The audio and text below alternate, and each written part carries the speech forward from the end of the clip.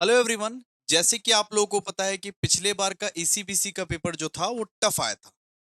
इसीलिए हमने most important extra questions आपके लिए लाया है। इसका नाम है दोस्तों बोनस बूटी। आप लोगों को संजीवनी बूटी तो करना ही है और साथ साथ आप लोगों को बोनस बूटी भी करना है। और मैं दोस्तों बता दूं, बहुत सारे क्वेश्चंस यहाँ संजीवनी बूटी के मैच करेंगे दोस्तों। बहुत सारे क्वेश्चन संजीवनी बूटी की जैसा ही है। तो इसको फटाफट से हम लोग डिस्कस करते हैं। और ये मोस्ट इंपॉर्टेंट एक्स्ट्रा क्वेश्चंस आपके लिए बहुत बहुत बहुत ज्यादा इंपॉर्टेंट है। इसके बाद हमारा ईसीबीसी का पूरा सिलेबस कंप्लीट। इसके बाद आप लोग करते रहो, आप लोग पढ़ते रहो भाई। सब कंप्लीट करा दिए हैं। आपके एग्जाम के लिए क्या पढ़ना है आपको? बस संजीवनी बूटी पढ़ लो, बस बोनस बूटी पढ़ लो। मैं गारंटी देता हूं इसके बाहर क्वेश्चंस नहीं फंसेगा भाई। इसके बाहर क्वेश्चन नहीं आएगा। संजीवनी बूटी प्लस बोनस बूटी ओपी। एक बार आप लोग लाइक कर दीजिए, कमेंट कर दीजिए, शेयर कर दीजिए। और एफर्ट्स अगर अच्छा लगा भाई, एफर्ट्स अगर अच्छा लगा, प्लीज सपोर्ट करो भाई। लाइक कमेंट शेयर की बारिश कर दीजिए। मैं वापस बोल रहा हूं, ये मोस्ट इंपॉर्टेंट एक्स्ट्रा क्वेश्चंस है। ये एक्स्ट्रा क्वेश्चंस करके जाओ, वरना कल के एग्जाम्स हो सकता है खराब जाएगा। ठीक है? संजीवनी और बोनस दोनों का दोनों कर लो दोस्तों, बहुत बेस्ट जाएगा। इसका पीडीएफ आपको कहां मिलेगा? इसका पीडीएफ आपको टेलीग्राम चैनल पर मिलेगा। टेलीग्राम चैनल पर देखिए, एक कमेंट बॉक्स में एक लिंक होगा टेलीग्राम चैनल का। तो टेलीग्राम पे जुड़िए, इसका पीडीएफ लीजिए। संजीवनी बूटी दे दिए, बोनस बूटी दे दिए, दोनों को पढ़ लीजिए। इसके बाहर क्वेश्चन नहीं आएगा। बार बार बोल रहे हैं। सबसे पहला क्वेश्चन देखिए, इंट्रोडक्शन चैप्टर से एक्स्ट्रा क्वेश्चंस। कुछ एक्स्ट्रा क्वेश्चंस है इंट्रोडक्शन चैप्टर से। What are the importance of e commerce in the context of today's business? मतलब ई कॉमर्स का इंपॉर्टेंस क्या है, ऑलरेडी बता दिए थे आप लोग, ऑलरेडी पढ़ा दिए थे आप लोगों को। सबसे पहला इंपॉर्टेंस है वाइडर मार्केट, कि मार्केट आपका ब्रॉड हो जाता है। फिर 24/7 business, lower cost, convenience to customer, fast fast buying and selling, easy payment, better customer service. Already आप लोगों को पढ़ा दिए थे। ई कॉमर्स का जो ऑब्जेक्टिव है ऑलरेडी पढ़ लीजिएगा, हो जाएगा। ऑब्जेक्टिव, इंपॉर्टेंस, फीचर, सबका पॉइंट सेव लिखना है। जल्दी जल्दी डिस्कस करेंगे, हाँ, क्योंकि ऑलरेडी पढ़ा चुके हैं ना ये सब सब चीज। तो कभी भी अगर आपको ये पूछे, ये सब पूछे, तो ई कॉमर्स का पहले डेफिनेशन लिख दीजिएगा, उसके बाद इसका इंपॉर्टेंस लिख दीजिएगा। इंपॉर्टेंस में क्या क्या आएगा सर? वाइडर मार्केट, फिर 24/7 बिजनेस, लोअर कॉस्ट, फिर convenience to customer, easy payment, ये बेस्ट कस्टमर सर्विस, ये सब सब लिख सकते हैं। ठीक है? फिर देखिए, ई बिजनेस और ई कॉमर्स में डिफरेंस क्या है? ई बिजनेस और ई कॉमर्स में डिफरेंस क्या है? तो सबसे पहले देखिए, it refers mainly to the online business and selling. E commerce का मतलब है कि अगर आप ऑनलाइन कुछ खरीदते हो या बेचते हो, उसको बोलते हैं e commerce. It refers to conducting wider business activities including digital technology. E business का मतलब है कि सारा का सारा बिजनेस ही आप ऑनलाइन कर रहे हो, पूरा बिजनेस आप ऑनलाइन कर रहे हो। आप अगर गुड्स को खरीदते हो या बेचते हो ऑनलाइन, उसको हम लोग बोलते हैं ई कॉमर्स। और ई बिजनेस किसको बोलते हैं? मतलब पूरा का पूरा बिजनेस ही आप ऑनलाइन कर रहे हो। It's scope is comparatively narrow. इसका स्कोप नैरो है, इसका स्कोप वाइड है। ठीक है? ये कमर्शियल ट्रांजैक्शन पे फोकस करता है खाली। ये ओवरऑल पूरा का पूरा बिजनेस पे फोकस करता है। ई बिजनेस मतलब सारा बिजनेस आपका ऑनलाइन चल रहा है। ई कॉमर्स का मतलब सिर्फ बाइंग और सेलिंग आप ऑनलाइन करते हो। Includes buying, selling, ordering of और online payment, includes marketing, customer service, production, ये कम्युनिकेशन। ठीक है? E commerce is the part of the e business.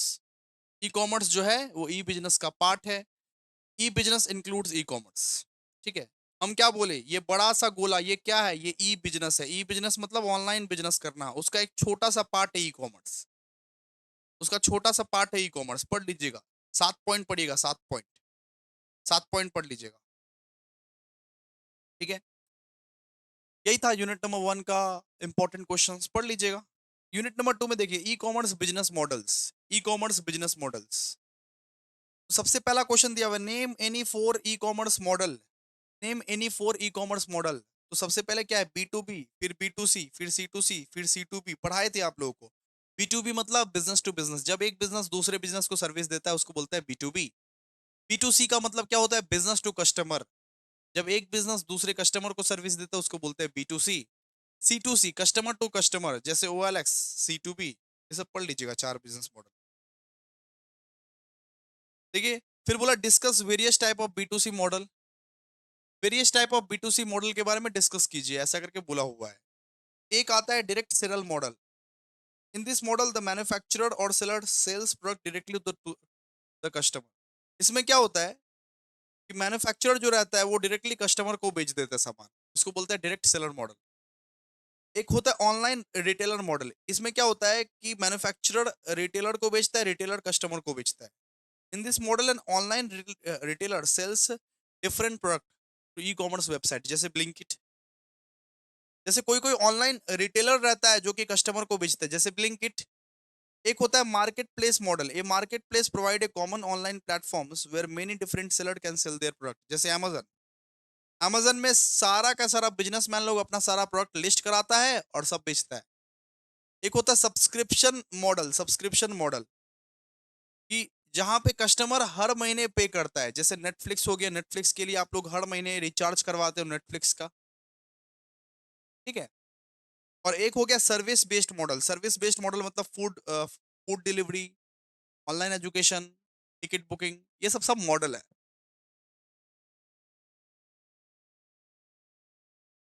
अच्छा, identify major activity of B to C model of commerce. Business to customer में major activity क्या होता है? देखिए, आप एक मान लीजिए कस्टमर है। आप सबसे पहले क्या जाओगे? आप सबसे पहले दुकान में जाओगे और दुकान वाला को बोलोगे दिखाओ सामान दिखाओ। सबसे पहले आप सामान देखते हो, product display. Business display their product और सर्विसेज और वेबसाइट्स और mobile application which details such as price, quality, features, photographs, availability. फिर आप उस प्रोडक्ट को सर्च करते हो, सेलेक्ट करते हो कि कौन सा सामान आपको चाहिए। ऑनलाइन ऑर्डर करते हो उस सामान का, ऑनलाइन ऑर्डर करते हो उस सामान का। इलेक्ट्रॉनिक पेमेंट भी करते हो। उसको चाहे तो आप credit card, UPI, debit card से पेमेंट करते हो। ऑर्डर प्रोसेस होता है, फिर वो डिलीवरी डिलीवरी होता है धीरे धीरे करके। फिर अगर वो डिलीवरी सही नहीं हुआ तो कस्टमर सपोर्ट मिलता है। ऑर्डर को आप ट्रैक कर सकते हो, रिटर्न रिफंड ले सकते हो, after sale services. Basically online shopping का पूरा प्रोसेस है ये। ऑनलाइन शॉपिंग जो करते हो ना उसका पूरा प्रोसेस दिया हुआ है आप लोग को ऑनलाइन शॉपिंग का, ठीक है। तो B to C model of e commerce अगर कोई भी पूछे तो ऑनलाइन शॉपिंग का प्रोसेस। सबसे पहले अमेजन में जाते हो। अमेजन में क्या करते हो? प्रोडक्ट देखते हो आप। सबसे पहले सामान देखते हो कि सामान कैसा है, उसका क्या क्या फीचर्स है, क्वालिटी है, क्या प्राइस है। उसके बारे में आप सर्च करते हो, सिलेक्ट करते हो सामान। बहुत सारा वैरायटी रहता है उसमें से आप सिलेक्ट करते हो। आप ऑनलाइन ऑर्डर भी करते हो फिर, और पेमेंट भी इलेक्ट्रॉनिकली करते हो। ऑर्डर फिर प्रोसेस हो जाता है और पैकिंग एंड डिलीवरी हो जाता है। Customer support, order tracking, return and refund and after sale services. मतलब अमेजन का जो प्रोसेस होता है वो लिख देना। ऑनलाइन बैंकिंग और फिजिकल बैंकिंग में क्या फर्क है? ये आ सकता है, ये बहुत बहुत बहुत ज्यादा इंपॉर्टेंट है भाई। ऑनलाइन बैंकिंग और फिजिकल बैंकिंग में क्या फर्क है? तो ऑनलाइन बैंकिंग सबसे पहले देखो, banking services are provided through the internet. जो बैंकिंग सर्विसेज इंटरनेट के थ्रू प्रोवाइड किया जाता है उसको बोलते हैं ऑनलाइन बैंकिंग। अगर आप बैंक जाते हो, फिजिकली बैंक जाते हो नॉर्मली, फिर सर्विस प्रोवाइड होता है, उसको बोलते हैं physical banking. And can be used from home office and any place with internet access. Online banking आपके पास इंटरनेट होना चाहिए, आप कहीं से भी एक्सेस कर सकते हो। फिजिकल फिजिकल बैंकिंग में आपको फिजिकली ब्रांच विजिट करना पड़ेगा फिर जाके होगा। यूजुअली ऑनलाइन बैंकिंग जो होता है वो 24 घंटा सातों दिन अवेलेबल रहता है।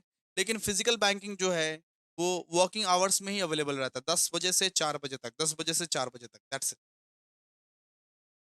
ऑनलाइन ऑनलाइन बैंकिंग जो है वो बहुत ज्यादा कन्वीनियंट होता है, जो कि आपका टाइम बचाता है। और ये बहुत कम कन्वीनियंट होता है, लेस कन्वीनियंट, बिकॉज ट्रैवलिंग में भी required.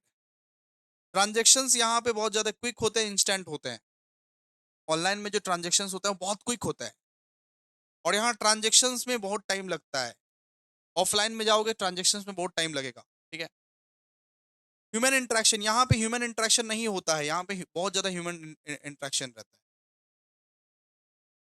Many services can be completed digitally. Online में अगर करोगे तो बहुत सारा सर्विसेज जो है वो डिजिटली आपको करना पड़ेगा, और यहाँ पे आपको फिजिकल डॉक्यूमेंट लगेगा, आधार कार्ड, पैन कार्ड, ये वो।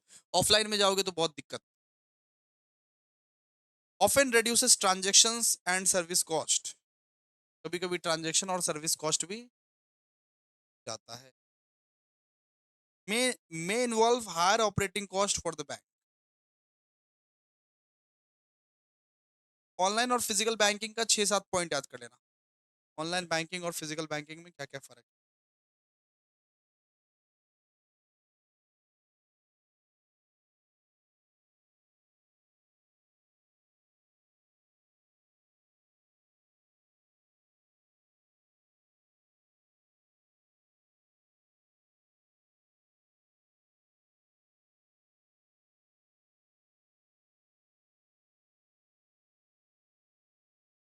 आगे, न्यू ट्रेंड इन कॉमर्स, इसका ये क्या इंपॉर्टेंट क्वेश्चन है।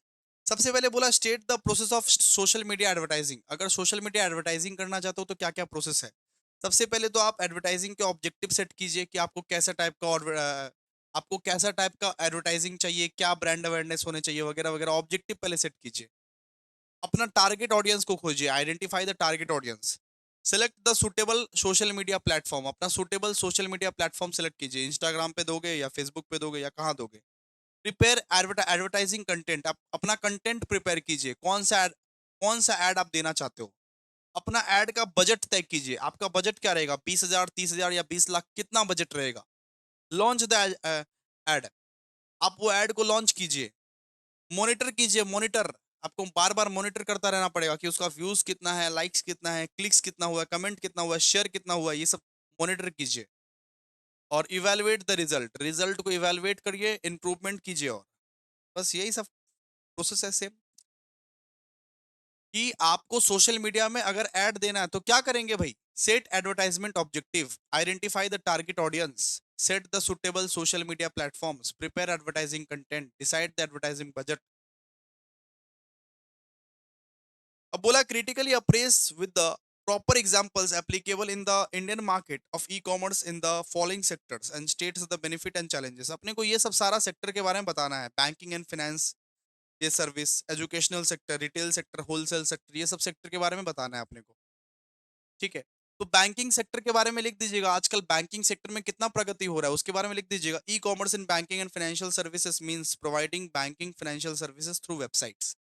अगर ऑनलाइन बैंकिंग आजकल हो रहा है उसके बारे में ही अपने को लिखना है। जैसे आजकल क्या हो रहा है, ऑनलाइन बैंकिंग हो रहा है, यूपीआई पेमेंट हो रहा है, मोबाइल बैंकिंग हो रहा है, online insurance, digital loans, loan वोन भी आजकल भैया घर बैठे बैठे मिल पा रहा है। तो इसका बेनिफिट्स क्या है, ये 24/7 service, quick transaction, convenience, lower cost, wide rich, ये सब पढ़ लीजिए। और इ- इ- इसका ये चैलेंजेस क्या, ऑनलाइन बैंकिंग के चैलेंजेस क्या है भैया, बहुत ये cyber security risk, digital literacy, internet dependency, privacy issues, technical problem. Educational sector में क्या क्या काम किया ई कॉमर्स ने, एजुकेशनल सेक्टर का क्या क्या बेनिफिट आया है। तो एजुकेशनल सेक्टर का आया है कि easy to access to education, easily हर एक बच्चा अपना मोबाइल फोन के थ्रू पढ़ पा रहा है, इजिली हर एक बच्चा अपना मोबाइल फोन के थ्रू पढ़ पा रहा है। Wider reach, flexible learning, lower cost, variety to courses, ये सब पढ़ लीजिएगा, इजी इजी। और प्रॉब्लम क्या क्या है भैया, बहुत ये टेक्निकल प्रॉब्लम आ जा रहा है, बीच बीच में टेक्निकल प्रॉब्लम आ जा रहा है, क्वालिटी इश्यूज आ जा रहा है, क्वालिटी इश्यूज आ जा रहा है, lack of personal interaction, personally आके कोई एकदम पकड़ के नहीं पढ़ा रहा है हम लोगों को, लैक ऑफ प्रैक्टिकल लर्निंग।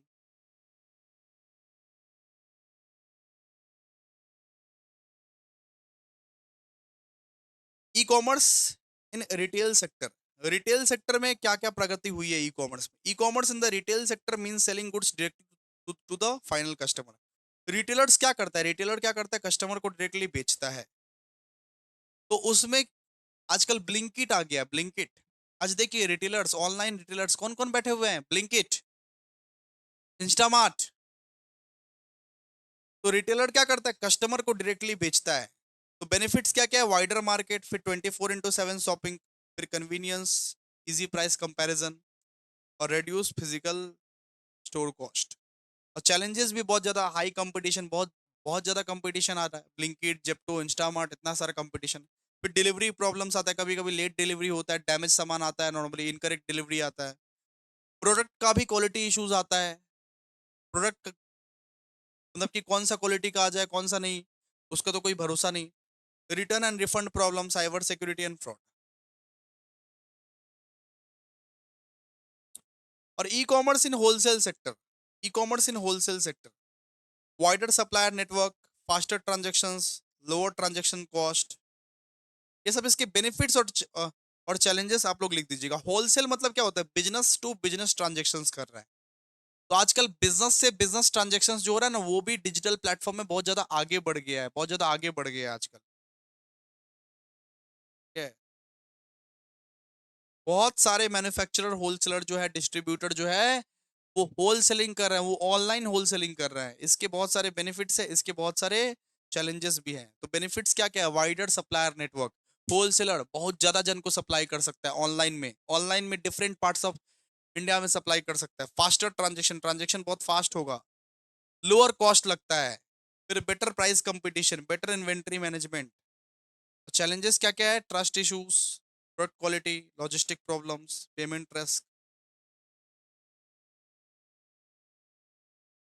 फिर वही बात देखिए, what is business communication when an communication becomes business communications. तो बिजनेस कम्युनिकेशन क्या होता है? अगर एक बिजनेस के पर्पस से जो कम्युनिकेशंस आप करते हो नॉर्मली, उसको हम लोग बोलते हैं दोस्तों बिजनेस कम्युनिकेशन। कब एक ये कम्युनिकेशन जो है वो बिजनेस ये कम्युनिकेशन बन जाता है? जब एक कम्युनिकेशन आप बिजनेस पर्पस के लिए करते हो तो वो बिजनेस कम्युनिकेशन बन जाता है। पढ़ लीजिएगा इसको, बहुत इंपॉर्टेंट। सेल्फ रीड मारिएगा, सेल्फ रीड मारिएगा।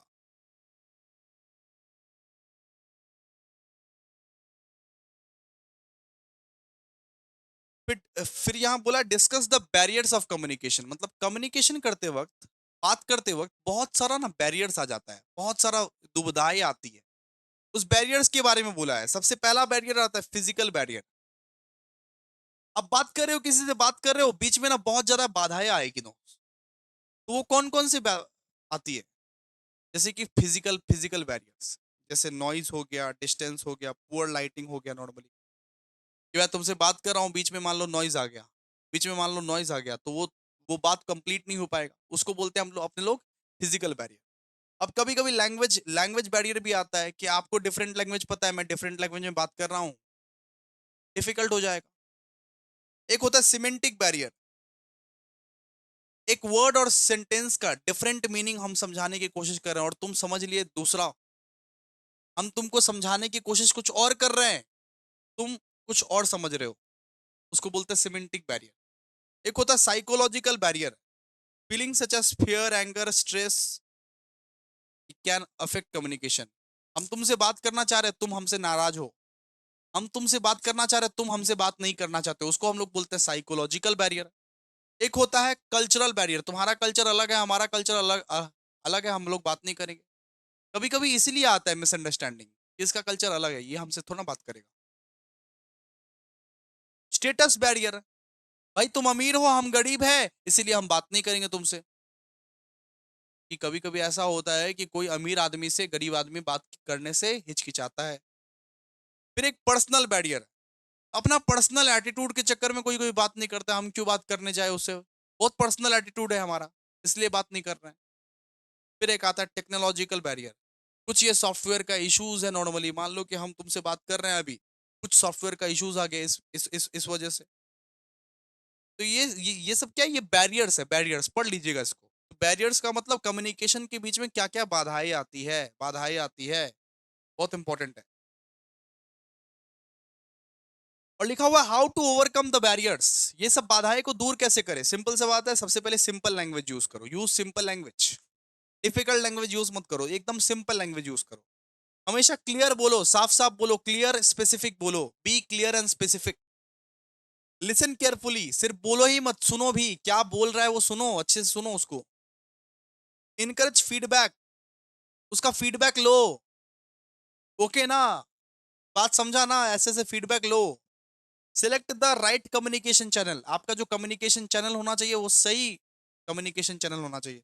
अब इतना बड़ा बड़ा टेक्स्ट लिख के डालोगे, हम पढ़ पाएंगे क्या? वो टेक्स्ट नहीं पढ़ पाएंगे। तो कम्युनिकेशन चैनल भी अच्छा लिखिएगा। Reduce noise and disturbance. Unnecessary noise जो है उसको रिड्यूस करने की कोशिश करो, फिर तो बात अच्छा होगा। फिर बोला डेवलप गुड ह्यूमन रिलेशन। अच्छा रिलेशन मेंटेन करने की कोशिश करो, अपना इमोशन को कंट्रोल करो भाई। हर बात पे गुस्सा नहीं करना है, कंट्रोल करो। फिर जाके वो बात अच्छे से कर पाओगे तुम लोग, वो बैरियर को ओवरकम कर पाओगे। ठीक है सर, डन। फिर type of communication. Grapevine communication already हम समझा दिए, पढ़ लीजिएगा, रीड आउट करिएगा कि ग्रेपेवाइन क्या होता है। फिर कॉर्पोरेट कम्युनिकेशन ऑलरेडी समझा दिए हैं, रीड आउट कर लीजिएगा ऑलरेडी। ये सब तो करा दिया ना ऑलरेडी, इसको पढ़ लीजिएगा बस, ठीक है? ये सब फीचर वीचर पढ़ लीजिएगा इसका। अच्छा, फिर बोला notice, quorum, minutes, agenda, circular. ये सब क्या होता है? तो नोटिस एक फॉर्मल रिटन कम्युनिकेशन होता है जो कि एम्प्लॉयज को, मेंबर्स को, शेयर होल्डर्स को दिया जाता है। ठीक है। Notice is a formal communication, यहां से पढ़ लीजिएगा। It is a formal communication, it provides information about the important matter.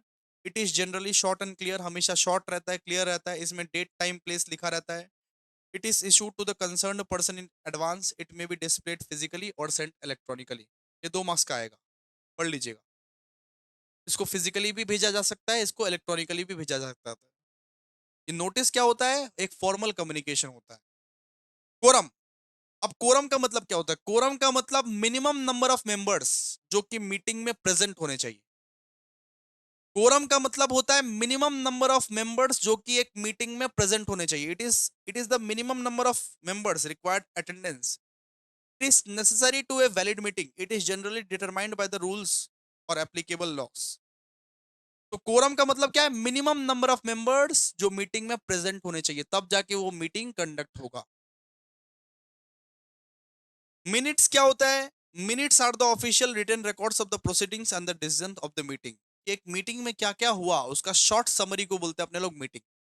Minutes, minutes का मतलब होता है कि एक मीटिंग में क्या क्या हुआ, कौन कौन सा चीज हुआ, उसका शॉर्ट समरी को अपने लोग बोलते हैं दोस्तों मिनट्स। एजेंडा का मतलब क्या होता है? एजेंडा का मतलब हम लोग कौन कौन सा मैटर पे डिस्कस करने वाले हैं। An agenda is a list of matter और item to be discussed at a meeting in a particular order.